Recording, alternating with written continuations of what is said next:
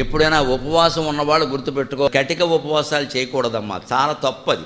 ఏ శాస్త్రము చెప్పలేదు. లోపల జీవుడికి కొంత ఆహారం అందాలి, ఆ జీవుడు కూడా దేవుడే. కటిక ఉపవాసం నువ్వు చేస్తున్నావంటే వాళ్ళు బాధపడడం కాదు, నన్ను కూడా బాధపడుతున్నారని చెప్పాడు కృష్ణుడు భగవద్గీతలో. మాం చేయవాంత శరీరస్థం కరిచయంతహా.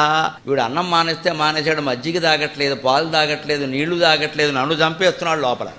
అంత కటిక ఉపవాసాలు చేయకూడదు. ముఖ్యంగా మహిళలకి నమస్కారం పెట్టుకోతున్న పిచ్చి ఆలోచనలు పెట్టుకోకండి. ఉపవాసం ఉంటున్నామంటే అన్నం తినే సమయంలో 2 గ్లాసుల మజ్జిగ తాగాలి. ఉపవాస సమయం ముగియడం ఉంటుంది, ముగిసిన వెంటనే భోజనం చేయాలి. లేకపోతే తట్టుకోలేదండి, మళ్ళీ చేయాలి కదమ్మా, బతుకుండాలి కదా.